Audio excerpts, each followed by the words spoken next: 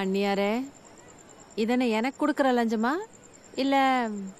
நாத்தனாரே, அப்படியே மெல்லமா நடந்து போய் அந்த மரத்தை தொட்டு வாங்க. போங்க, போயிட்டு வாங்க.